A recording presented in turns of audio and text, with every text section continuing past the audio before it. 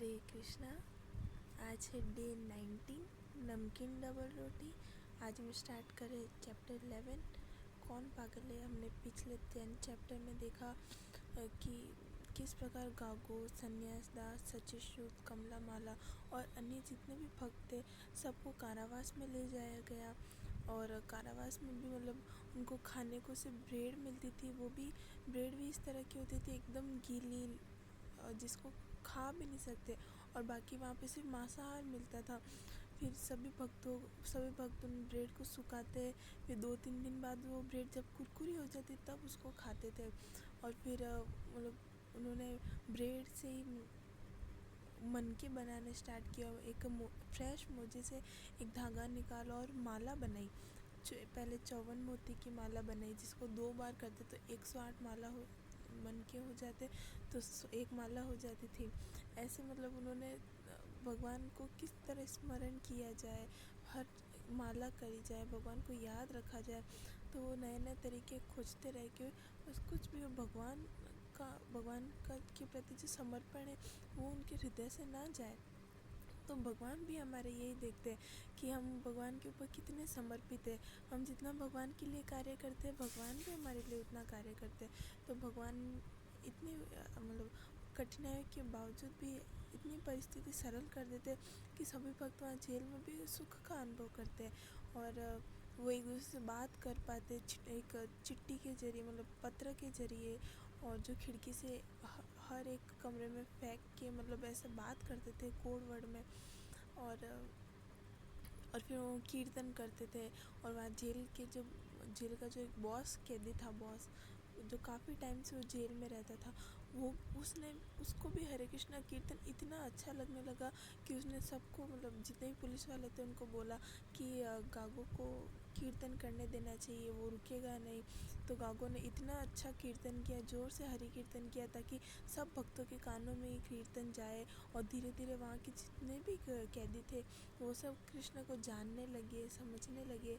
तो इससे हमें पता चलता है कि भगवान एक प्रचारक को भगवान प्रचार करने का कहीं ना कहीं दे ही देते हैं कि अगर प्रचार नहीं कर पा रहे कोई सब नॉन डिवोटी है, फिर भी भगवान हमें इतनी शक्ति देते हैं कि हम सब जगह प्रचार करें और सब जगह भक्ति प्रसारित करें।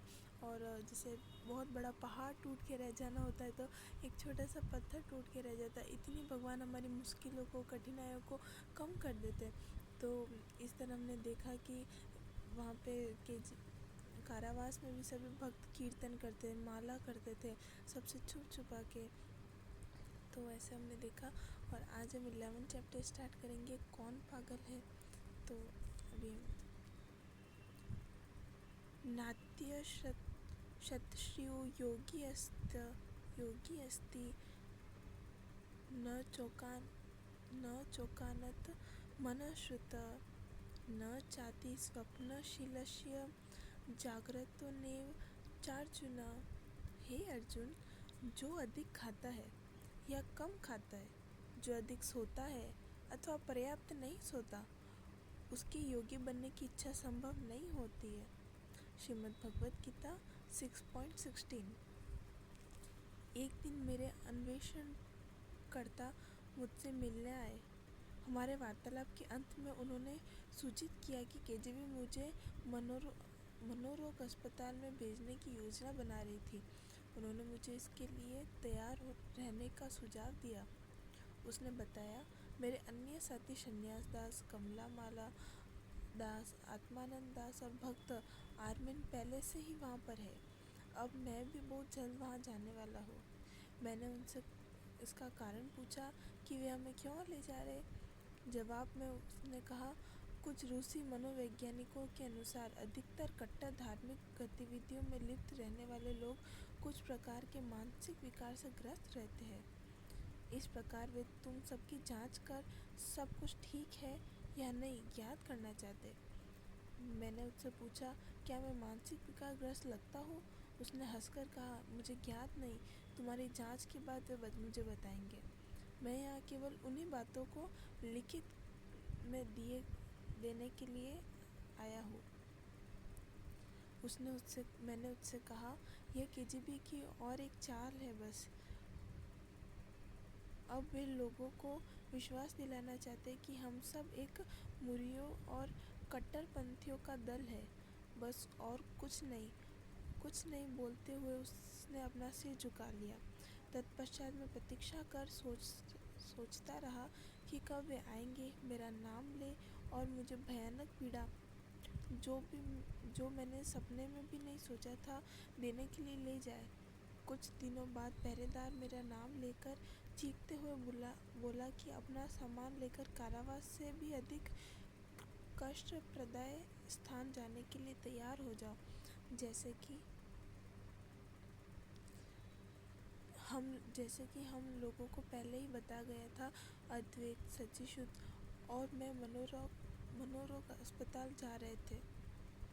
अपने प्रकोष्ठ में मैंने सबसे नमस्ते और प्रत्यय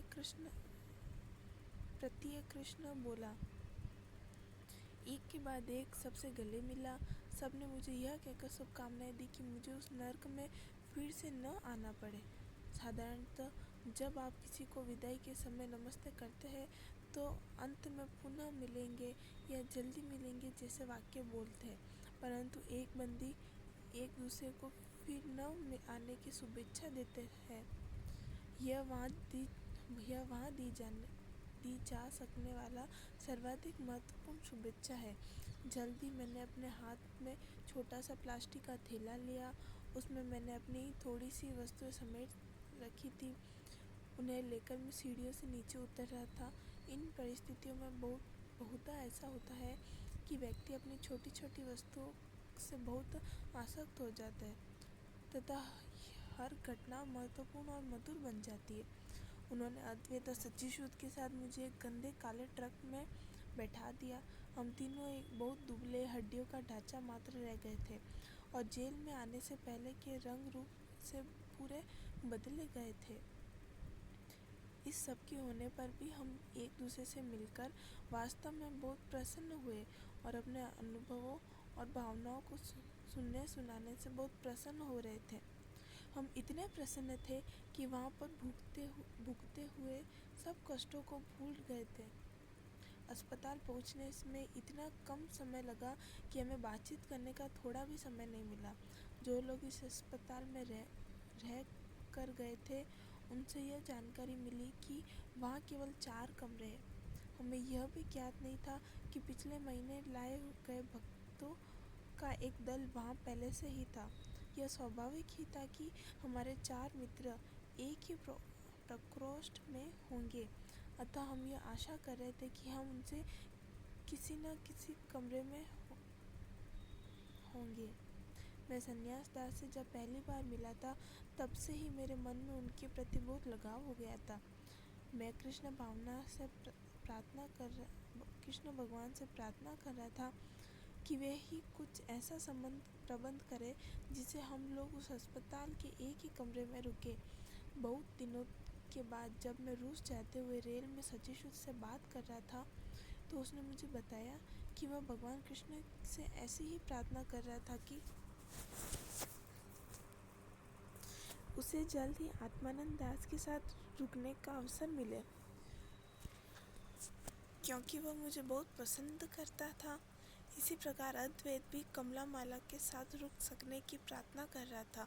कृष्ण भगवान सबके हृदय में स्थित थे, इसलिए उन्होंने हम सबकी कामनाएं पूरी कर दी। कुछ ही देर में ट्रक अस्पताल के सामने रुका और हमारे उतरने के बाद किसी ने मनोवैज्ञानिक अस्पताल का भारी द्वार हमारे अंदर जाने के लिए खोला। पहले तो वे हमें एक कमरे में ले गए जहाँ उन्होंने हमें विचित्र से दिखने वाले बड़े बड़े कपड़े पहना के ला दिए। फिर उन्होंने हमारा सामान लेकर एक बक्से में डाल दिया। हमें हमारे साथ कोई भी वस्तु नहीं ले जाने दी गई। वहाँ कोई भी वस्तु ले जाना पूर्ण रूप से प्रतिबंधित था। पेन, यहाँ तक कि कागज भी नहीं ले जाया जा सकता था। हम लोगों को वे पुराने विचित्र दुर्गंधयुक्त कपड़े पहनना अच्छा नहीं लगा था और हम लोग उन कपड़ों में बहुत विचित्र लग रहे थे। यह भगवान ही जानता होगा कि हमारे पहले कितने अन्य लोगों ने वे कपड़े पहने होंगे। अद्वैत मुस्कुराते हुए और सच्चिशुद्ध की ओर देख रहा था। और उसने धीरे से कहा, यह हमारी अगली परीक्षा होगी। दोस्तों, हमें कृष्ण को याद करते हुए सबल बनाना होगा और वह ही हमारी सहायता चाहे जो भी हो सदा करेंगे। हम दोनों ने अपना सिर हिलाकर उसकी बात का समर्थन किया। उसी समय गार्ड ने हमें बुलाया और पीठ के पीछे हाथ बांधकर उसके पीछे आने को कहा। हम उसके पीछे पीछे चल पड़े। ऊपर के कमरों में से विचित्र आवाज़ें आ रही थी और हमें ये ज्ञात था कि कुछ ही मिनटों में हम अपने पुराने साथियों से मिल सकेंगे। हमने जैसे ही गलियारे में प्रवेश किया तो हमने देखा कि एक लंबा व्यक्ति खड़ा होकर हंस रहा था और बोल रहा था कि हरे कृष्णा भाइयों, हरि बोल। पहले तो हम अपने उस प्रभु भाई को पहचान नहीं पाए क्योंकि वह बहुत दुबला और पतला पड़ गया था। कारावास अस्पतालों वालों ने कठोर रसायनों के बहुत सारे इंजेक्शन दिए थे। हमें विश्वास ही नहीं हो रहा था कि वह हमारा प्रिय साथी आर्मिन था। वह समझ गया था कि हम उसे नहीं पहचान पाए थे, इसलिए उसने यह बोलना आरंभ किया, अरे दोस्तों, मैं तुम्हारा मित्र आर्मिन हूँ, आप लोग कैसे हो? उसने सलाखों के बाहर अपना हाथ निकाला। वह बहुत प्रसन्नता से अपना हाथ हिला रहा था। उसके बाद हमने कमलामाला को देखा।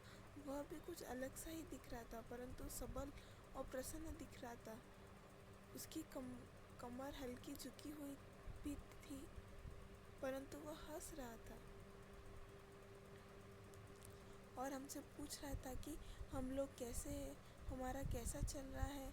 उन्होंने उस कमरे के द्वार खोला और अद्वैत को उसमें कमलामाला के साथ छोड़ दिया। मैं सोच रहा था कि कदाचित आत्मानंद की अगली कोठरी थी और सन्यास की अंतिम। वे किसे उस व्यक्ति के साथ रहने को कहेंगे। उसने आत्मानंद के कमरे का द्वार खोला। उसने हमें प्रसन्नता से देखा और बोला, हरि बोल। मैंने सोचना आरंभ किया, अब वे किसे इस कमरे में फेंकना चाहेंगे। मैंने अपनी इस डर पर कोई ध्यान नहीं दिया, परंतु चिंता मुक्त होने के लिए हरे कृष्णा महामंत्र का जप अपने मन में करना आरंभ कर दिया। गार्ड ने सचिशुत का हाथ खींचा और उसे उस कमरे में धकेल कर उसकी पीठ पीछे से द्वार बंद कर दिया। मैंने मन ही मन कहा, ओहो मेरे कृष्ण, आपको इस प्रबंध के लिए बहुत बहुत धन्यवाद देता हूँ। आपका बहुत बहुत धन्यवाद। और अब यह पक्का हो गया था कि मैं लंबे समय के बाद सन्यास दास के साथ रहूँगा। सन्यास मेरी प्रतीक्षा कर रहा था और उसने उठकर मुझे प्रसन्नता से गले लगा लिया। हम दोनों उसके बिस्तर पर ही बैठ गए और वहाँ उसके पिछले महीनों में जो मेरे साथ हुआ उसके बारे में कई प्रश्न पूछे। वह बहुत बड़ा और ऊंची छत वाला कमरा था। उसमें एक दो खिड़कियाँ थी और उसमें लोहे के मोटे मोटे सरिये लगे हुए थे।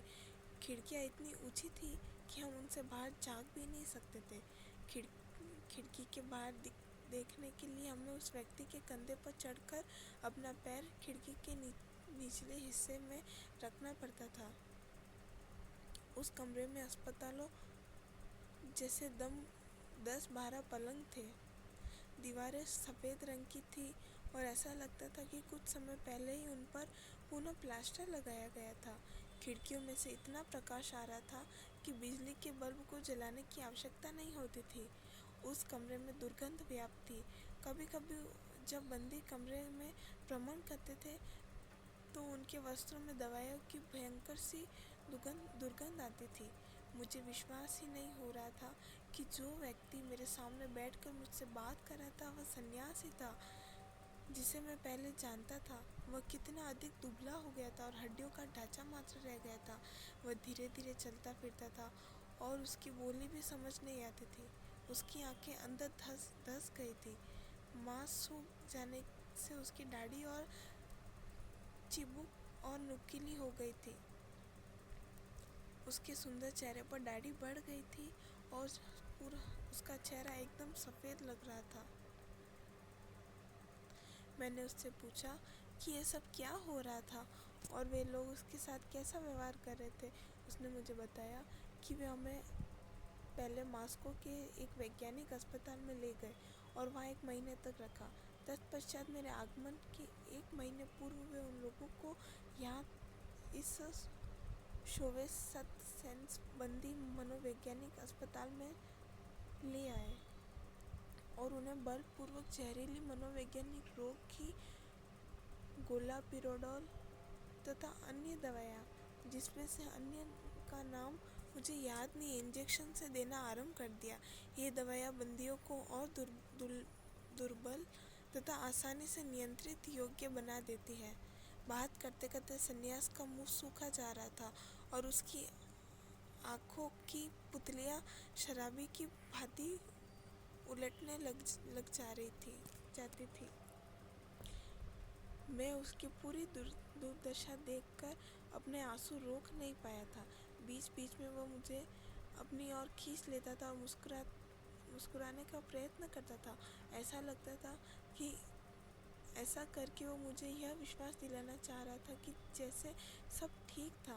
मैंने अपने आंसुओं से भरी आंखों से देखकर पूछा, वे तुम्हारी यह दुर्दशा कर रहे हैं? वे ऐसा कैसे कर सकते हैं तुम्हारे साथ? कैसे? मैं अपना पूरा दुख भूल गया और अब उसका दुख मेरा दुख हो गया था। मुझे उस समय बहुत बुरा लग रहा था और साथ ही असहाय भी। मैं बिना रुके सोचता जा रहा था कि अब क्या करना चाहिए। मैं भगवान के इतने प्यारे भक्त की कैसे सहायता करूं, जो भगवान की इतनी महत्वपूर्ण सेवा कर रहा था। सामने कुछ पागल लोग अपने अपने पलंग पर बैठे थे और जोर जोर से बोल रहे थे, अरे जरा देखो, अब वे लोग एक और हरे कृष्णा भक्त को ले आए हैं। अब ये लोग हमें सारी रात सोने नहीं देंगे। वे लोग हरे कृष्णा हरि बोल हरे हरे हरे बोल किस और कैसे जप करना आरंभ कर देंगे। फिर उसने एक गार्ड ने सन्यास और मेरी ओर देखा और जोर से हंस दिया। मैं यह सहन नहीं कर सका और खड़े होकर जोर से चिल्लाने लगा, तुम लोगों ने मेरे भाई की क्या हालत कर दी? तुमने यह क्या किया? तुम निर्दोष लोगों के साथ ऐसा कैसे कर सकते हो? तुमने उसे पहले ही अर्ध व्यक्ति बना दिया है। अगले ही पल गार्ड ने हंसना बंद कर दिया। उसने दूसरे गार्ड को बुलाया और हमारे कमरे में की चाबी बहुत खनखनाहट के साथ ढूंढने लगा। उसने कहा, ऐसा लगता है कि जैसे किसी को शांत करने के लिए इंजेक्शन की आवश्यकता है। वह हमारे कमरे में घुसा और मुझे उसके साथ चलने को कहा। सन्यास ने मेरे सामने आकर खड़ा हो गया और मुझे उसके साथ नहीं जाने दिया। उसने उन लोगों से मुझे नहीं ले जाने की प्रार्थना की और मुझे गार्ड को कोसने से मना किया। उसने कहा, ऐसा न करने पर वे लोग बहुत ही मुझे भी वही दवाई देंगे और मेरी भी हालत उसकी जैसी ही बना देंगे। उस गार्डों ने आकर मेरे दोनों हाथ मरोड़ दिए तथा वे लोग मुझे कमरे से बाहर ले जाने का प्रयत्न करने लगे। सन्यास की आंखों में आंसू भरे हुए थे और वे उनसे प्रार्थना कर रहा था, कृपया इसके साथ ऐसा मत करो, कृपा करो। उसने यह बोलना चालू रखा क्योंकि मैं आज ही आया था और मुझे यहाँ के नियम और कानून अभी तक ज्ञात नहीं थे। उसने गार्डों को भरोसा दिलाया, यह मुझे सब कुछ बता देगा और फिर से ऐसा नहीं करूँगा। थोड़ी देर बाद उन्होंने मुझे छोड़ दिया और मुझे कोसते हुए बाहर चले गए। इसके बाद सन्यास ने मुझे बताया कि वे लोग उसके तथा दूसरे लोगों के साथ पिछले 2 महीनों में क्या कर रहे थे। उसने यह बताया कि गार्ड क्या सहन कर सकते थे और क्या नहीं। उसके विशेष रेल द्वारा मॉस्को और वहाँ से वापस की 1 महीने की कष्टदायी यात्रा के विषय में बताया। उसने यह बताया कि किस तरह पिछले 2 महीनों से वे उन सबको व्यर्थ की नुकसानदायी दवाएं और इंजेक्शन दिए जा रहे थे। इसके दुख से मैं भी रात दिन दुखी रहता था। कभी कभी तो मैं सारी रातें सो नहीं पाता था जब मैं उसे उन इंजेक्शनों और दवाइयों के गलत नुकसानदायी परिणामों के कष्ट पाता हुआ देखता था।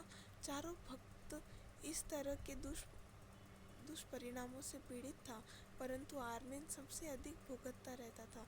हम सब देख रहे थे कि किस प्रकार दिन पर दिन उसकी चाल और आवाज़ लड़खड़ाती जा रही थी।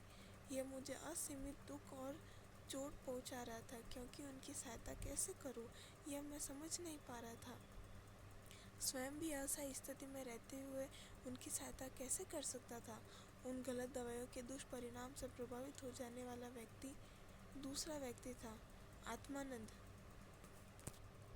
वह सारे दिन हंसता और हंसाता ही रहता था और अपनी वास्तविक स्थिति से पृथक अलग प्रकार की बातें बोलता रहता था।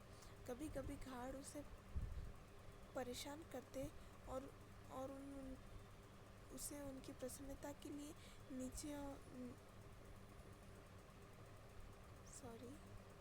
उसकी प्रसन्नता के लिए नाचने और गाने के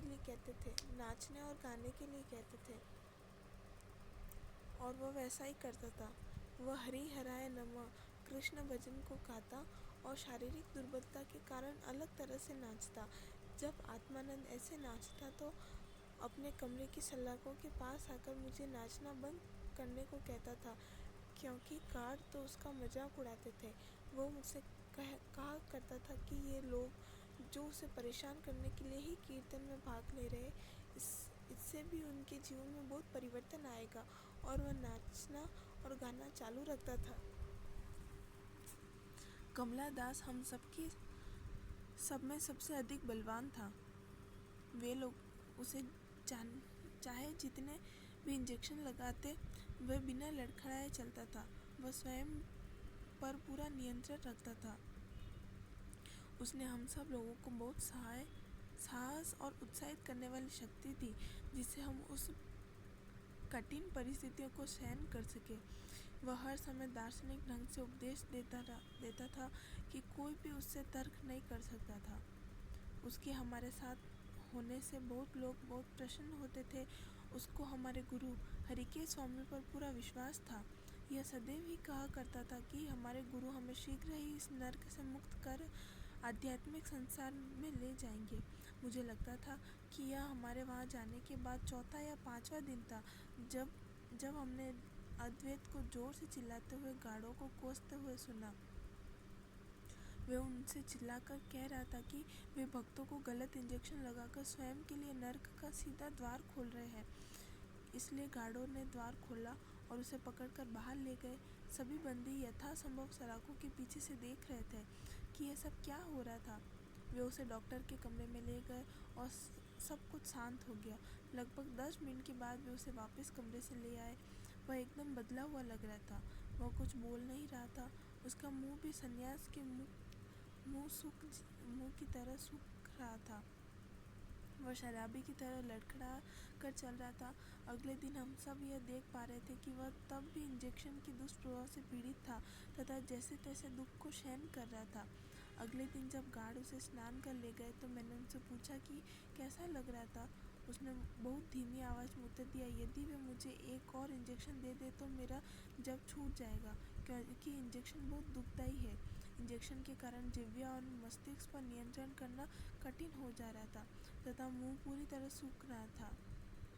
मुझे अपने कानों पर विश्वास ही नहीं हो रहा था। वह बहुत ही सुदृढ़ और शक्तिशाली भक्त था तथा अब वह एक दुर्बल व्यक्ति की तरह बोल रहा था। यह सब देखकर मैंने कृष्ण भगवान से प्रार्थना आरंभ कर दी, हे भगवान, इन राक्षसों को ऐसे इंजेक्शन मुझे मत लगाने देना। जब अद्वैत उस दुख को इंजेक्शन से झेल नहीं पा रहा था तो मैं कैसे झेल पाऊंगा। अगली सुबह वे गार्ड हम तीनों को डॉक्टर आर्मेन को दिखाने के लिए ले गए। डॉक्टर आर्मेन वहाँ का मुख्य चिकित्सक था। कुछ कागजों की खानापूर्ति कर उसने गार्ड को मेरी रक्त की जांच के लिए अगले कमरे में ले जाने को कहा। उसके बाद मुझे अपने कमरे में लाया गया और मैं अस्पताल के जीवन के बारे में सोचने लगा। हम दूसरे भक्तों को देख तो नहीं पा रहे थे क्योंकि वे अलग अलग कमरे में थे, परंतु जब भी वहाँ गार्ड नहीं होता था तो हम आपस में बोल सकते थे। कारावास की अपेक्षाकृत यहाँ भोजन काफ़ी अच्छा था। भोजन के लिए हम गलियारे में जाते थे जहाँ कुछ टेबल और कुर्सियाँ लगी थी। वे हमें सुबह रूसी सेना जैसे ब्रेड के साथ ग्रान मक्खन भी देते थे। वहाँ एक ही स्नानघर था और वह भी गलियारे के अंतिम छोर पर था। हम वहाँ कभी कभी ही जाते थे। यदि हम निश्चित समय के अतिरिक्त वहाँ जाना चाहते तो गार्डों को इसके लिए तैयार करना समस्या हो जाता था। वे तभी तैयार होते थे जब कम से कम 3 लोग वहाँ जाना चाहते। इसलिए जब जब भी वे भोजन के लिए बाहर ले आते थे, हम स्नानघर प्रसादन को जाते थे। ऐसा लगता था कि उन्हें मेरा रक्त अच्छा लगा था। इसलिए उन्होंने मेरे शरीर से बहुत सारा रक्त निकालने हेतु बुलाना आरंभ कर दिया। मैंने डॉक्टर से पूछा कि वे मेरी नाड़ियों से इतना रक्त क्यों निकालते हैं, तो वे उत्तर देते हैं कि वे वही करते हैं जो डॉक्टर आनमैन ने उससे कहा। हमें बाद में ज्ञात हुआ कि वे हमारा रक्त दूसरे अस्पतालों को बेचने के लिए निकालते थे। उन लोगों ने दूसरे भक्तों को हानिकारक इंजेक्शन और गोलियां देना चालू रखा। सन्यास को बहुत दुर्बलता अनुभव हो रही थी और मैं नहीं जानता था कि मैं उसकी सहायता कैसे करूं। कभी कभी तो चुपचाप बैठकर एकटक किसी वस्तु को देखता रहता था। कुछ देर बाद वह खड़ा होकर कांपने लगता था। ऐसा लगता था कि जैसे उसे बहुत ठंड लग रही थी। मैं उसके ऊपर अपना कंबल डाल देता था, परंतु वह थोड़ी ही देर बाद बोलता था कि उसे बहुत गर्मी लग रही है और वह भयंकर पीड़ा झेलते हुए लेट जाता था। मैं फिर अपना कंबल ओढ़कर सो जाता था और कृष्ण भगवान से उनके इस उच्चतम कोटि के भक्त सन्यास दास की सहायता करने की प्रार्थना करता जाता था। सन्यास बहुत सुदृढ़ और बलवान व्यक्ति वाला भक्त है। वह चाहे जैसे भी स्थिति हो और चाहे कुछ भी हो जाए, अपना जप माला पर ही हरे कृष्णा महामंत्र की 16 मालाएं जप करता था। उसकी यह दृढ़ता से मुझे आश्चर्य में डाल देती थी और मुझे बिना डरे अधिक शक्ति से आगे बढ़ने की प्रेरणा देती थी। एक दिन उस लोगों ने मुझे बुलाकर मेरे हाथों में हथकड़ी पहना दी और मुझे पीछे पीछे चलने को कहा। वे मुझे उस बिल्डिंग के बाहर ले गए। 7 महीनों में यह पहला अवसर था कि मैं कंक्रीट के फर्श के शीन पर घास पर चल रहा था। उस दिन अच्छी धूप खिली हुई थी और अंधेरे की अभ्यस्तता हुई मेरी आंखों में वह धूप चुभ रही थी। मैंने छोटे बच्चे की तरह अपने चारों ओर देखा कि कुछ लोग इधर उधर जा रहे थे, कुछ लोग पेड़ के नीचे बैठे हुए थे। हर कोई मेरी ओर देख रहा था। मेरे कपड़े विचित्र थे और मेरे हाथों में हथकड़ी पड़ी हुई थी। मुझे शर्म आ रही थी।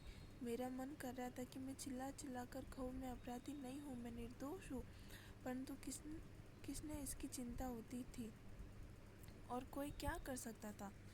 पक्षियों का चहचहाना सुनकर मेरी प्रसन्नता की सीमा नहीं रही। शुद्ध शीतल मधुर पवन मुझे अमृतमय लग रही थी। मेरी नाक में खुजली हो रही थी, इसलिए मैंने अपने कंधे से नाक को सहलाया। मैं चिल्लाकर उन लोगों से कहना चाहता था कि वे कितने भाग्यवान थे, खुले में स्वतंत्रता से घूम रहे थे। कभी कभी तो हम इस बात का महत्व ही नहीं समझ पाते हैं कि हम स्वतंत्र हैं और खुले आकाश में के नीचे भ्रमण कर रहे हैं। और कभी कभी हम छोटी छोटी बातों से दुखी होकर यह कहते हैं कि व्यक्ति विशेष के लिए मेरी समस्या खड़ी कर रहा है। मैं आपको विश्वास दिलाता हूँ कि यदि आपको थोड़े समय के लिए ही कारावास में बंद होकर काली गंदी दीवारों वाले कमरों में रहना पड़ जाए तो आपको जहाँ आप रहते हैं अपने स्थान, चाहे वह एक पुराना फ्लैट हो या असुविधाजनक वातावरण हो, का महत्व ज्ञात हो जाएगा।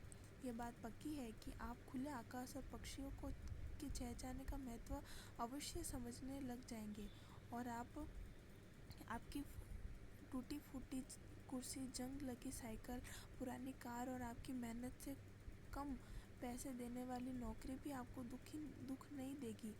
कारावास से छूटने के बाद मैंने पाया कि कभी कभी कृष्ण के कुछ भक्त भी भौतिक वस्तुओं के प्राप्ति में लिप्त हो जाते थे। भौतिक वस्तुएं हमें शुरू से थोड़ी प्रसन्नता देती है, परंतु अंत में मुसीबतों का पिटारा खोल देती है। मनुष्य मात्र का स्वभाव ऐसा ही हो रहता है कि वह भौतिक संसार से और चाहता रहता है। उसकी आवश्यकता में कई गुना अधिक हमारे मन और इंद्रियों की इच्छा को पूरा करना असंभव ही है। ये आग से भी अधिक शक्तिशाली होते हैं, जो जरा से महत्वहीन इच्छाओं की पूर्ति में हमारे जीवन का सब कुछ भस्म हो जाता है। जब भी हम किसी विपरीत परिस्थिति के विषय में शिकायत करते हैं तो कृष्ण भगवान हमें थोड़े समय के लिए उससे भी खराब परिस्थिति में डालकर एक सबक सिखाते हैं, जिससे हम उस 1-2 सप्ताह पहले मिले उपहार की प्रशंसा कर सके या उसके महत्व को समझ सके। तब ही हम यह समझ सकेंगे कि भौतिक संसार वास्तव में दुख का भंडार ही है, शाश्वत दुखालय है और हमारी समस्याओं का समाधान है श्री कृष्ण भगवान की पूर्ण शरणागति। इस प्रकार मैंने मेरे पास जो भी था उसकी बहुत प्रशंसा की तथा बार बार श्री कृष्ण भगवान को प्रणाम करते हुए उनको धन्यवाद दिया कि मैंने इतने कम समय इतना कुछ सीख लिया था, जिसे सीखने में लोगों को बहुत समय और किंचित पूरा जीवन लग जाता है। मैंने सबसे महत्वपूर्ण बात जो सीखी थी वह थी कि कृष्ण भक्तों की सदा प्रशंसा करना और कभी भी उनको दुख नहीं पहुंचाना, उनके प्रति कोई भी अपराध नहीं करना। मैंने यह भी सीखा कि जो भी भक्त गंभीरता से हरे कृष्णा का मंत्र का जप करता है वह एक अद्वितीय व्यक्तित्व वाला व्यक्ति होता है और कृष्ण भगवान के प्रिय होता है। उन भक्तों से कदाचित कभी कोई त्रुटि हो भी जाए तो कृष्ण भगवान उनकी हमारी कल्पना से भी अच्छी तरह ध्यान रखेंगे। कई बार कोई भक्त कुछ ऐसी क्रिया करता है जो हमें अच्छी नहीं लगे तो कृष्ण भगवान उसे पसंद करते हैं। मेरे प्यारे मित्रों, जो भी तुम्हारे पास है उसके लिए कृष्ण भगवान की प्रशंसा करो और कृष्ण भगवान के प्रति अपनी प्रेम भरी सेवा करते हुए भगवान के हर अंश को अपना समझते हो। उस मनोवैज्ञानिक अस्पताल के मैदान में मुझे वे पैदल ही अगली बिल्डिंग में ले गए। वहाँ ले जाकर उन्होंने मुझे एक कमरे में बंद कर दिया जहाँ 3-4 डॉक्टर मेरी प्रतीक्षा कर रहे थे। उसमें एक तो पागल वैज्ञानिक जैसा था। उसने मुझे चिढ़ाना और अपना मुंह उल्टा सीधा बनाकर चोट पहुंचाना आरंभ कर दिया। मैं उसकी सब हरकतों को सहन करता रहा। जैसे ही सन्यास ने मुझे बताया था मैंने उनके प्रश्नों के उत्तर भी दिए, जिससे उन्हें मुझे फिर से नहीं मारा। वह डॉक्टर पूरी तरह से मानसिक रूप से अस्वस्थ ही लगा, क्योंकि वह बार बार जिह्वा निकालता और उल्टा सीधा मुंह बनाता था। मुझे इतना बुरा लग रहा था कि टेबल को उठाकर उसके मुंह में दे मारूं। एक मोटी औरत एक बड़े कागज पर कुछ नोट्स बनाती जा रही थी और मेरी ओर विचित्र ढंग से बीच बीच में देखती जा रही थी। कुछ समय के बाद मुझे वे पास के कमरे में ले गए। वहाँ ले जाकर उन्होंने मेरी हथकड़ियाँ खोल दी और एक बहुत बड़ी मशीन जो वहाँ पड़ी थी उसमें बैठ जाने को कहा। 2 उपचारकों ने मेरे शरीर और सिर पर कई सफाई करके स्प्रिट लगाने के बाद 40-50 चिपकाने वाले पैड्स लगाकर तारों से मशीन के पास रखे कंप्यूटर से जोड़ दिया। फिर उन्होंने मुझे आंखें बंद करके पूरी तरह आराम करने को कहा। उन्होंने द्वार बंद कर दिए और बत्ती बुझाकर अंधेरा कर दिया और मुझसे किसी भी प्रकार का विचार नहीं करने को कहा। उन्होंने मुझे जो कहा मैंने एकदम उसका उल्टा किया। मैंने अपनी आंखें बंद नहीं की और अपनी सभी मांसपेशियों को कड़ा कर दिया, क्योंकि मुझे उनके निर्देशों का अनुसरण करने में डर लग रहा था। मशीन से एक जोर की आवाज़ आई और मेरे शरीर पर लगे पैड़ों में कुछ खुजली जैसा तथा कुछ दबाव जैसा लगा। मुझे जब प्रिंटर के कुछ छापने की आवाज़ आने लगी तो मैंने मन ही मन तेज गति से हरे कृष्णा मंत्र का पूरी शक्ति से जप करना आरंभ कर दिया। हमने यह सीखा कि कभी कभी इस तरह की परिस्थिति में जब ज्ञात न हो कि क्या करना चाहिए तो हरे कृष्णा मंत्र का जप करना चाहिए तथा कृष्ण भगवान के विषय में ही सोचना चाहिए। उन्होंने मशीन पर बैठकर मेरे साथ जो किया वह मैं नहीं जानता, लेकिन मेरे अनुसार उन्हें इसमें 10 मिनट ही लगे होंगे। उन्होंने मुझे कुछ भी नहीं बताया कि वे क्या कर रहे थे और क्या हो रहा था। फिर वे लोग द्वार खोलकर मुझे मेरी कोठरी में वापस ले गए संन्यास में, और मैं घंटों तक सोचते रहे कि वे मेरे साथ क्या कर रहे थे। सबसे विचित्र बात तो यह थी कि केवल मेरे साथ ही उन्होंने ऐसा किया था, किसी और के साथ नहीं। एक दिन हमने बाहर से किसी को धीरे धीरे अपना नाम पुकारने की आवाज़ सुनी। वह दमयंती देवी दासी अरमाइन थी, और वह हमसे यह पूछ रही थी कि हमें यहाँ कैसा लग रहा था। मैं सन्यास को खिड़की के पास ले आया और उसने मुझसे धीरे धीरे बात करना आरंभ कर दिया। दूसरे बंदी भी खिड़की के पास खड़े थे और ये देख रहे थे कि गार्डों को यह ज्ञात नहीं हो पाया कि हम बाहर वालों से बात कर रहे थे। यदि कोई गार्ड पास आता तो हम सन्यास को नीचे उतार सकते थे। सन्यास दास इशारों से ही बात करता रहता था, नहीं तो आवाज़ सुनकर गार्ड आ जाते और बाहर वालों से बात करने के लिए हमें कड़ी सजा देते। थोड़ी सी चर्चा के बाद सन्यास ने उससे कहा कि यह अच्छा रहेगा कि यदि हम आमने सामने बात करें, जिससे वह दुनिया को बता सके कि वे लोग हमारे साथ क्या कर रहे थे।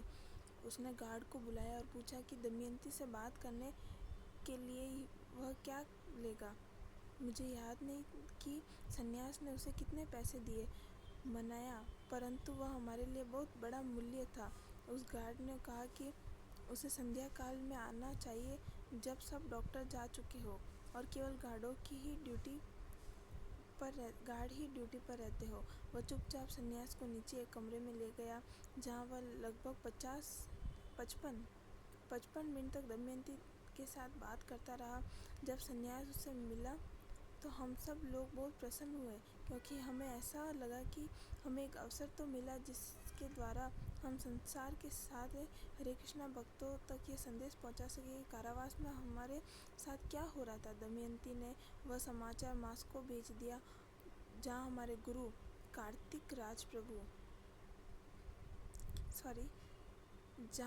गुरु कीर्तिराज प्रभु को सब कुछ ज्ञात हो गया। वे सारे संसार में गोष्ठियों तथा रूसी दूतावासों के सामने प्रदर्शन का आयोजन कर रहे थे। उन्होंने सोवियत हरे कृष्णा को स्वतंत्र करो कार्यक्रम आयोजन समिति का गठन करके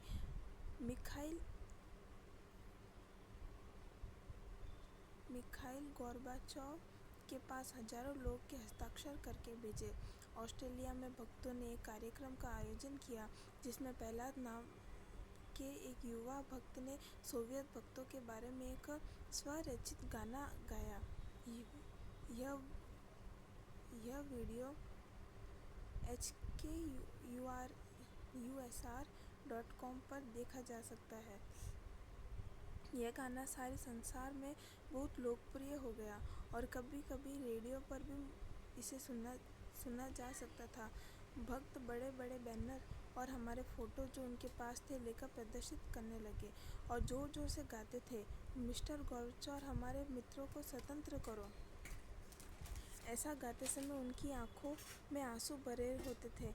भक्तों ने यह वीडियो ऑस्ट्रेलिया के प्रधानमंत्री को दिया, जो रूस जाने वाले थे, और उन्होंने वह वीडियो मिखाइल गोर्बाचोव को देने का वचन दिया। उन्होंने रूसी यात्रा के दौरान अपना वचन निभाया। उन सब भक्तों को प्रयत्नों का सकारात्मक परिणाम निकला। पुलिस ने यह मांग की कि रूसी मनोवैज्ञानिक अस्पताल के प्रशासक किसी भी भक्त को पागल या पथभ्रष्ट घोषित करने के पूर्व उन भक्तों से प्रत्यक्ष बात की जाए। कुछ समय के बाद रूसी मनोवैज्ञानिक अस्पतालों की प्रशासक कुछ दिनों के लिए मॉस्को से आर्मेनिया आया और हर भक्त से अलग अलग बात की। वह बहुत प्रभावशाली और सुंदर स्त्री थी। उसकी उम्र लगभग 40 वर्ष रही होगी। जहाँ तक मुझे याद है, उसका नाम ल्यूमिनिया था। उसने हमसे दयापूर्वक बात की। उसने ईमानदारी से यह जानना चाहा कि कृष्ण भावना क्या है और हम कृष्ण भक्त कैसे लोग हैं, तथा जेल में हमारी वास्तविक स्थिति क्या है। सबसे पहले उन्होंने सन्यास और कमला माला को मिलने के लिए बुलाया। उसके बाद आत्मानंद और आर्मेन को, फिर अगवान और माको को। मेरा नंबर सबसे आखिर में आया। हर कोई अपनी अपनी योग्यता के अनुसार कृष्ण भावना के बारे में उपदेश दे रहा था और वह हम सब से अलग अलग मिलकर बहुत प्रसन्न थी। अब यह उसके ऊपर था कि वह स्वयं ही निश्चय करे कि हम लोग पागल थे या अन्य सब लोगों की तरह सामान्य। उसने मुझसे पूछा कि आजकल मैं अपनी जप माला के अभाव में जप कैसे करता हूँ, इसलिए मैंने उसे कंबल से निकाले मोटे मोटे धागे से बनी माला दिखाई। हम लोग कंबलों से धागा निकाल कर उसमें एक स्थान पर बहुत सी गांठें लगा देते थे, फिर वहीं से थोड़ी दूर पर दूसरी गांठ, और इसी प्रकार 27 या 54 गांठों की माला तैयार हो जाती थी। वह हमारी युक्ति से प्रसन्न हुई और उसने मुझसे पूछा कि क्या मैं अपनी माला दे सकता हूँ। मैंने वह माला उसे दे दी और वह बहुत देर तक तो उसे उलट पुलट कर देखती रही। उसने मुझसे फिर पूछा कि जो मेरे कागजों में हरे कृष्ण आंदोलन से जुड़ने के पूर्व ड्रग्स लेने के विषय में लिखा हुआ है, क्या वह सच है। वह जानना चाह रही थी कि मैं किस प्रकार के ड्रग्स लेता था। वह यह जानकर आश्चर्यचकित हो गई कि मैं पहले अफीम, गांजा आदि लेता था, परंतु कृष्ण भावना से जुड़ने के बाद मैंने ये सब चीज़ें छोड़ दी थी। उसने हमारे साथ 3-4 दिन बिताए। हम सब लोग कृष्ण भावना को अपने भोजन से पहले भोग लगाकर उसे भोजन को प्रसाद के रूप में लेते थे। यह जानकर उसने भी एक दिन प्रसादम का स्वाद चखने की इच्छा बताई।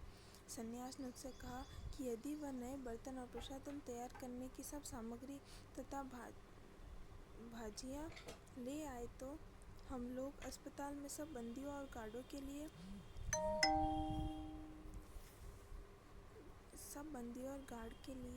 मध्याह्न भोजन बना सकते हैं और वह स्वयं भी उसका स्वाद चख सकती है।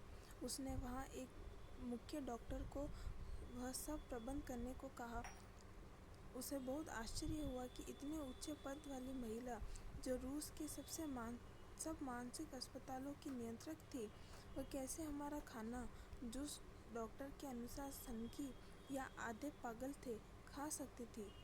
सन्यास ने एक लंबी सूची बनाई और अगले दिन सब सामान वहाँ आ गया।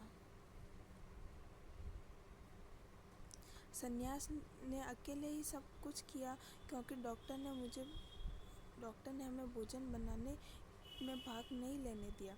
उन्होंने हमें बस भाजियाँ ही काटने दी।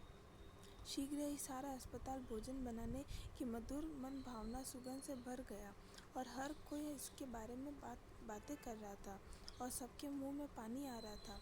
वे सब भगवान को चढ़ाए गए भोजन को स्वाद चखने की प्रतीक्षा कर रहे थे। उसने सन्यास ने बहुत सारे अलग अलग तरह के पकवान बनाए और रसोई घर में भगवान कृष्ण को भोग लगाया। इस अवसर पर हमें कीर्तन करने का एक अवसर मिल गया। हमने उसे यह बताया कि हमारा धार्मिक नित्य अभ्यास है और प्रसादम चढ़ाने की आदि गतिविधि है। इसके बिना प्रसादम पर्ण विधि पूर्ण नहीं होती। मैं कीर्तन में अग्रणी गायक था और सब लोग मेरे पीछे पीछे बोल रहे थे। हमें दूसरे कमरों में बंद सब बंदियों को भी गाने की आवाज़ आ रही थी। वे सभी कीर्तन में भाग ले रहे थे। सब गार्ड हमारा मजाक उड़ा रहे थे और उल्टी सीधी मुख मुद्राएं बनाकर हमें कोस रहे थे, परंतु कीर्तन सुनना उनकी विवशता बन गया था क्योंकि मुख्य डॉक्टर ने हमें उनकी आज्ञा दी थी। यही एक ऐसा दिन था जिस दिन वे हमसे कुछ नहीं कह सकते थे क्योंकि मुख्य डॉक्टर ने उनसे कह दिया था कि आज के दिन हम जो चाहे करने दिया जाए। कुछ समय के बाद वह आश्चर्यजनक प्रसादम परोसने योग्य हो गया। पहले सन्यास ने नीचे के कमरे में बैठे डॉक्टर के लिए थालियाँ परोसा, फिर प्रत्येक कमरे में बंदी को क्रमानुसार निमंत्रित किया। निसंदेह मेरे प्रग्रहण से पहले या बाद में मिला यह सबसे स्वादिष्ट भोजन था। हम लोगों ने 3 मिठाई, 5 या 6 नमकीन, दो फल रस का आनंद लिया। हर कोई मस्ती में था। हमें ऐसा लग रहा था कि जैसे वासुदेव कृष्ण का कारावास में जन्मोत्सव मना रहे हो। वह हम सब लोगों के लिए बहुत अधिक उच्च कोटि का अनुभव था। केवल एक पागल सनकी व्यक्ति को प्रसादम ग्रहण नहीं किया। वह एक 50 के आसपास का व्यक्ति था जो व्यवसाय से दिन भर कसाई था, जीवन भर कसाई था और एक 8-10 साल की लड़की के साथ बलात्कार करने के आरोप में सजा काट रहा था। कदाचित वहाँ सब लोग में सबसे अधिक घृणा वह हमसे करता था। हमारे कमरे में कुछ बंदी एकदम सनकी थे, पर यह तो विशेष रूप से सनकी था। कुछ लोगों ने अपराध किए थे और वे कारावास से यहाँ मनोवैज्ञानिक अस्पताल में कुछ उपचार तथा जांच के लिए जब उन्होंने अपराध किया था। वे कहीं पागल तो नहीं थे, परंतु वहाँ तो ऐसा बंदी था जिसे हम कभी भूल नहीं पाए थे। वह यह दिखाना चाहता था कि वह पागल और सनकी था, जिससे पुलिस उसे कारावास में न ले जाए और यहाँ मानसिक अस्पताल में ही शेष जीवन बिता रहे। वह जानता था कि यदि उसमें कारावास ले गया तो दूसरे बंदी उसका जीवन कष्ट प्रदाय कर देंगे। जब भी डॉक्टर आते तो फर्श पर गिर पड़ता और कांपते हुए उल्टी कर देता। जीवा बाहर निकालकर अलग अलग तरह की हरकतें करने लगता था। भक्तों के प्रति वह बहुत आक्रामक था। वह सदैव मुझे और सन्यास को सताता और चिढ़ाता था। कभी कभी सुबह हम जब करने बैठते थे तो वह हमारे ऊपर हमला करता था और चिल्ला कर कहता था, मैं भगवान हूँ, तुम्हें मेरी आराधना करनी है, कृष्ण की नहीं। कृष्ण कौन है? कृष्ण कोई नहीं है। फिर वह जोर से चिल्लाता था, तुम कैसे आर्मेनिया वासी हो जो कृष्ण कृष्ण करते रहते हो। जब कभी भी वह गार्ड को शिकायत करता था, वे लोग कुछ नहीं करते थे और हंसते रहते थे। कभी कभी वह हमारे पास आकर बैठ जाता था और इधर उधर की बातें कहकर पूछता था, क्या सही है क्या नहीं। कभी कभी वह हमारी प्रशंसा करता और कहता, हाँ यह सही है, बहुत सही है। यदि वह कुछ भी देखता जो उसे रुचि के अनुसार नहीं होता, वह हमारे ऊपर गुस्सा हो जाता और चिल्लाता था। एक दो बार तो उसने सन्यास पर आक्रमण करके उसका गला दबाना चाहा। जैसे तैसे हम उसे सन्यास से दूर कर देते थे। एक दिन वह अच्छी मनोदशा में था और उसने हमें उसके जीवन की एक आश्चर्यजनक घटना, जिसे मैं जीवन भर नहीं भूल सकता, सुनाना आरंभ किया। एक दिन जब वह किसी कसाई मेखाने में कार्य कर रहा था और अपनी कुल्हाड़ी से जानवरों को मार रहा था,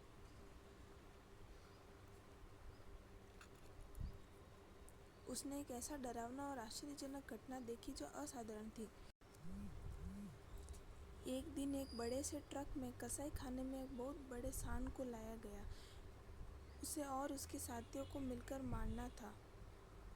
उस सांड को कसाई ने ट्रक से नीचे उतारने के लिए बहुत प्रयत्न किए और लकड़ियों से पीटने जाने के बाद वह नीचे नहीं उतरा। कसाई ने सोचा कि कदाचित उस सांड को ज्ञात हो गया कि उसके साथ क्या किया जाएगा, इसलिए दहाड़ रहा था और कसाईयों को अपने सींगों से मार रहा था।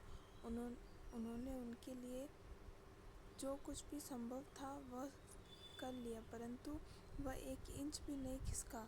तब एक कसाई ने उसकी गर्दन पर एक चेन बांधी और उसका दूसरा सिरा वहाँ लगे खंभे से बांध दिया। फिर वे ट्रक को आगे ले जाने लगे। जिस प्रकार सांड के पास नीचे कूद जाने के अतिरिक्त और कोई रास्ता नहीं बचा। ऐसा करने से वह बहुत घायल हो गया और उसे बहुत गुस्सा भी आ रहा था।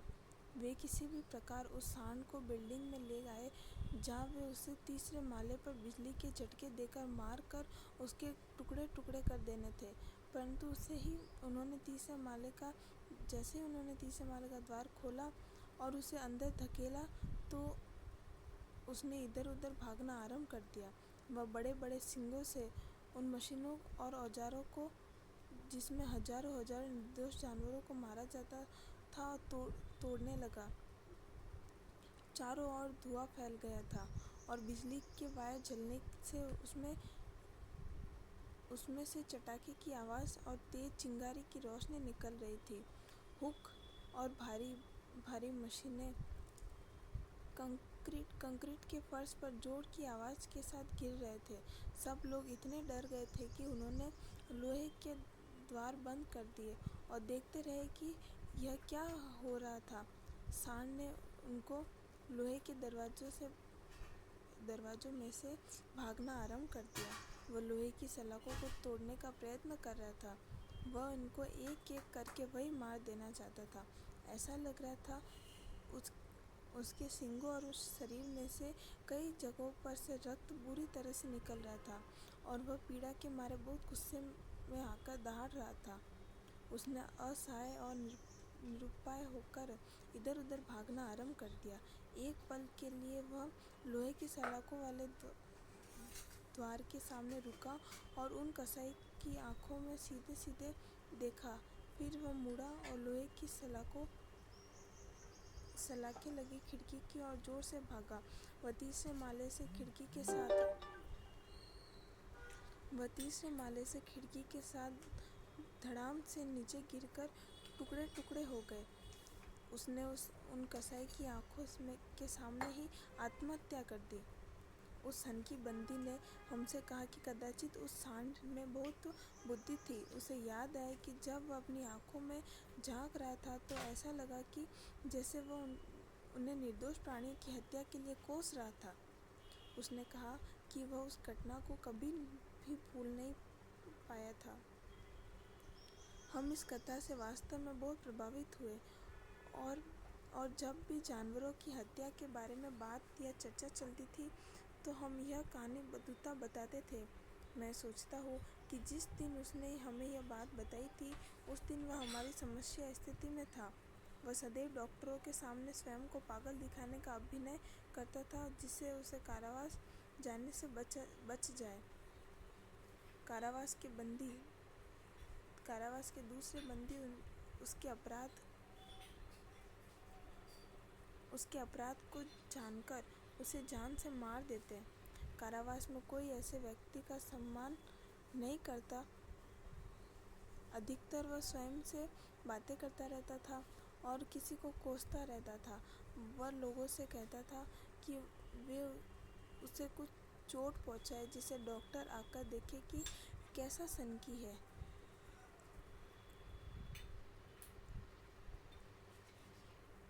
जिस दिन सन्यास ने सभी के लिए भोजन बनाया उस दिन डॉक्टर ने उसे प्रसादम के परिप्रेक्ष्य में अपना मत सुनाने हेतु बुलाया। उसके साथ ही वह हमारे साथ क्या करेगी तथा अंत में कैसी विज्ञप्ति तैयार करेगी इस चर्चा के लिए भी बुलाया। हम सब यह जानने के लिए उत्सुक थे कि डॉक्टर ने क्या निदान किया, क्योंकि उसका मत हमारी परिस्थिति बदल सकता था। कुछ समय बाद सन्यास मुस्कुराते हुए और उसने कहा कि उसने एक सकारात्मक ही बताया था। वह बताते हुए बहुत प्रसन्नता हो रही थी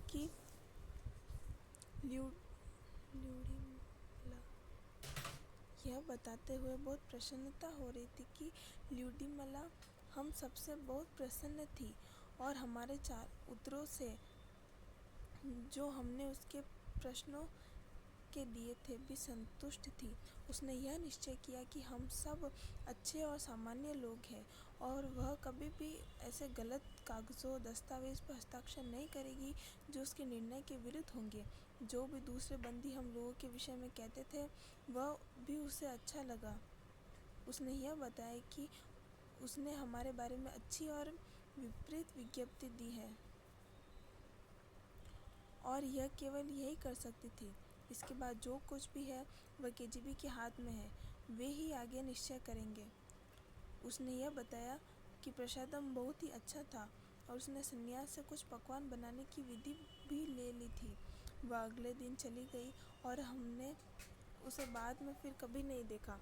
कुछ वर्षों के बाद सन्यास उससे मॉस्को में मिला।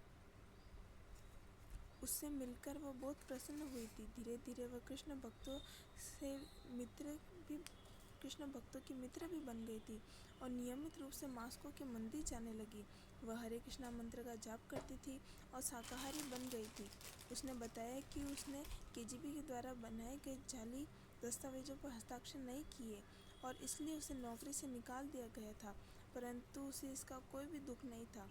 इसके द्वारा दी गई विज्ञप्ति के अनुसार हम लोग सामान्य थे, पागल या संकीर्ण नहीं।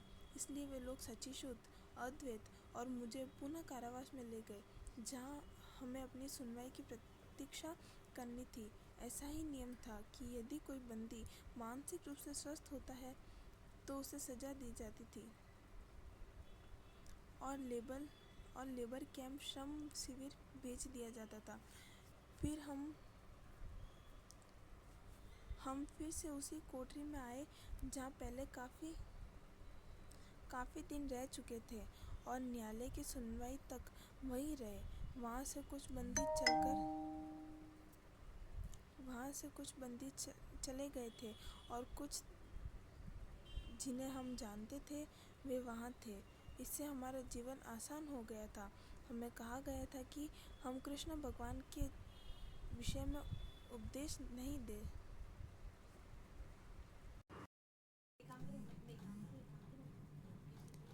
हरे कृष्णा। इसी के साथ हमारा 11 चैप्टर कंप्लीट होता है। आज का ये चैप्टर इतना मोटिवेटिव था, हमारा मनोबल इतना बढ़ाने वाला चैप्टर था। इस चैप्टर को तो हमें बार बार पढ़ना चाहिए, ताकि अगर हमें कभी डाउन फील हो, हमारे भक्ति कभी कम हो रही हो, हमारे भक्ति में वो जो फेथ है वो कम हो रहा हो, इस चैप्टर को पढ़ने से एकदम फेथ डेवलप हो जाता है, हमें डिवोशन आता है, इतनी भक्ति एकदम क्या भगवान के प्रति समर्पण की भावना जागृत होती है इस चैप्टर से।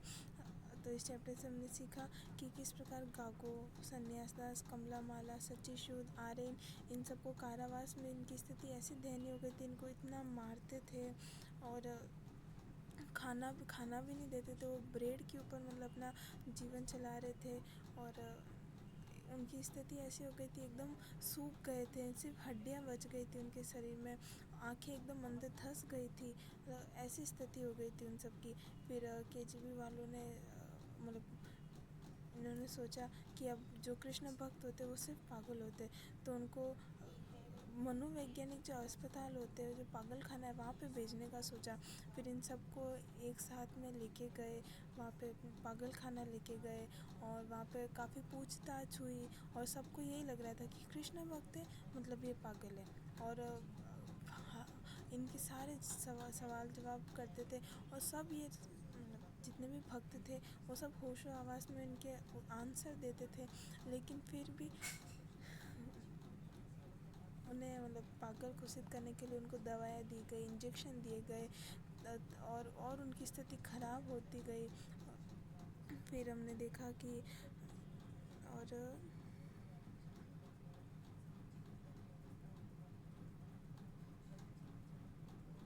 फिर भी वो सब जने फिर भी सभी भक्त हर समय माला करते थे, 16 माला करते थे और हरि कीर्तन करते थे, हरि नाम लेते थे। हर समय भगवान के स्मरण में रहते थे और हर चीज़ के लिए भगवान को धन्यवाद देते थे। उनकी स्थिति ऐसी हो गई थी कि देख रोना आ जाए, वो इतने रोते थे। फिर भी उन्होंने कभी भगवान को कोसा नहीं कि भगवान आपने हमारे साथ ऐसा क्यों किया, और उल्टा वो सब धन्यवाद देते थे भगवान को। तो हमें भी इससे ये सीखना चाहिए कि हमें कोई भी परिस्थिति आती है, कठिन परिस्थिति आती है और हम वो कहते हैं कि भगवान आपने ऐसा क्यों किया, मेरे साथ ही ऐसा क्यों। लेकिन हमें भगवान का धन्यवाद देना चाहिए। हमारी सब परिस्थिति हमारे कर्मों के हिसाब से आती है और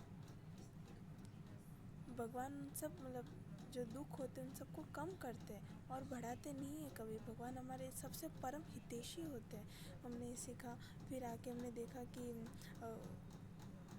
उनको जब वो पागल खाना लेके गए तब सबसे पहले सन्यास दास को इंजेक्शन लगाया। उनकी स्थिति ऐसी हो गई थी कि कुछ बोल ही नहीं पाते थे, वो इतना धीरे धीरे बोलते थे। और जब गागो ने देखा सन्यास दास की ऐसी स्थिति, तो दोनों फूट फूट के रोने लगे कि फिर गागो चिल्लाया कि सन्यास दास के साथ ऐसा क्यों किया, क्यों हमारे साथ ऐसा कर रहे हो आप सब जने, आप सब लोग हमारे साथ ऐसा क्यों कर रहे हो। फिर जितने भी गार्ड थे उनको गुस्सा आया, क्योंकि वहाँ के नियम कानून अलग थे कि अगर कोई भी उनके विपरीत कुछ भी बोलेगा तो उनको सज़ा दी जाएंगी। फिर गागो को सज़ा देने के लिए ले गए, और फिर सन्यास दास को पता था कि सज़ा क्या देंगे, उस गागो को भी इंजेक्शन लगाएंगे, उसकी स्थिति भी ऐसी कर देंगे, मतलब दवाएं देंगे ताकि वो अपना मानसिक संतुलन खो दे। फिर सन्यास दास ने मतलब गार्ड से माफ़ी मांगी कि अब ऐसा नहीं होगा, इनको नियम कानून पता नहीं है यहाँ के। तो फिर ऐसे फिर वो दोनों खूब पूरे दिन रोते रहे। फिर जब कंबल देते हुए कंबल का एक धागा निकाला, और धागे में इतनी गांठ बांधी ताकि उससे एक माला बन गई। 64-27 ऐसे मोती की माला बनाई, और फिर उससे वो 16 माला का जप करते थे और हरि कीर्तन करते थे, हरि कथा करते थे, और जितना ज़्यादा हो सके भगवान का स्मरण किया करते थे, और इन सब के लिए भगवान को धन्यवाद भी दिया करते थे कि ऐसा इस लेवल का इनका डिवोशन था। देखा कि अद्वैत को और मतलब जितने भी भक्त थे सबको इतना क्रोध आता था, क्योंकि सब भक्त जो घाट थे वो भक्त के साथ इतना गलत करते थे, उनको इंजेक्शन लगाते, दवाइयाँ देते जिनसे उनके मानसिक संतुलन पर प्रभाव पड़ता था। फिर भी वो चिल्लाते पर कुछ कर नहीं सकते थे, तो उन्हें सहना ही पड़ता था उस दुख को। और फिर उनका शरीर भी इतना मतलब गंदा हो जाता, दुर्गंध आने लगती, क्योंकि स्नान एक हफ्ते से उनको स्नान कर लेके जाते थे स्नान करने के लिए। और फिर हमने देखा कि इतना दुख था, अद्वैत को इतना दुख झेलना पड़ रहा था, फिर सारे डॉक्टरों को इतना दुख झेलना पड़ रहा था, फिर भी वो कृष्ण को स्मरण करते करते सब सहन कर रहे थे। फिर जो डॉक्टर आर्यन था वो एक मनोवैज्ञानिक चिकित्सक था, उसने ना मतलब अपनी आवश्यकताओं की पूर्ति के लिए पैसा कमाने के लिए मतलब भक्तों के जितने भी ब्लड थे उनको किसी ब्लड लेके और जगह मतलब ब्लड का व्यापार करना स्टार्ट किया। तो गागो को लेके गए, उसका ब्लड निकाला, और मतलब उसको एक मशीन लगाई उसके शरीर पे, ब्लड निकाला। फिर बाद में पता चला उस ब्लड का वो सब व्यापार करते थे, आगे बेचते थे। फिर उनकी स्थिति ऐसी हो गई थी। फिर गागो एक दिन जो उनका कारावास था गागो का और सच्ची शुद्ध का, कमला माला का, उन सब के कारावास के बाहर दमयंती देवी दासी उनसे मिलने आए।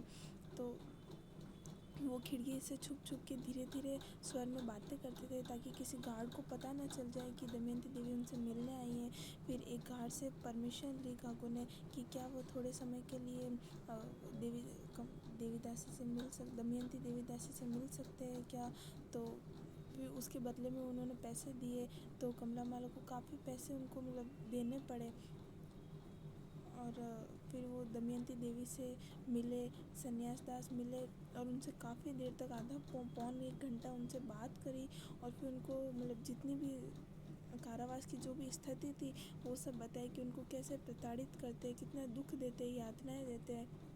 तो दमयंती देवी दासी गई, जो रूस के जो प्रधानमंत्री थे उनको बताया, फिर न्यूज़ में आई खबर, फिर वहाँ से एक डॉक्टर को हायर किया गया। फिर उन डॉक्टर ने आके निरीक्षण किया वहाँ पे कि सच में ऐसा कुछ होता है, उन कारावास में इतना कष्ट प्रदान करते हैं जो निर्दोष है, जबकि भक्तों का कोई दोष नहीं है, फिर भी उनके साथ ऐसा किया जाता है। वो डॉक्टर आए,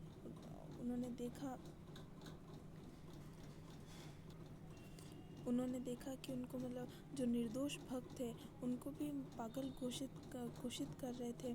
तो उन्होंने वहाँ का निरीक्षण किया। उन डॉक्टर का नाम था ल्यूमिया करके एक स्त्री थी, महिला थी, लगभग 40 साल की थी। उन्होंने वहाँ निरीक्षण किया और सभी भक्तों से मतलब एक एक करके उन्होंने काउंसलिंग की, उनसे बात करी, पर एक भी भक्त पागल प्रतीत नहीं हो रहा था। फिर वो भी धीरे धीरे कृष्ण भावनामृत को जानने लगे, प्रसाद खाया। फिर उन्हें पता चला कि नहीं ये सब गलत कर रहे कारावास में, पर एट द एंड सब कुछ केजीबी के हाथ में था, और केजीबी भक्तों को छोड़ दे ऐसा तो वो चाहते ही नहीं थे। तो उन डॉक्टर को इस्तीफ़ा देना पड़ा, उन डॉक्टर को निकाल दिया उस पोस्ट से।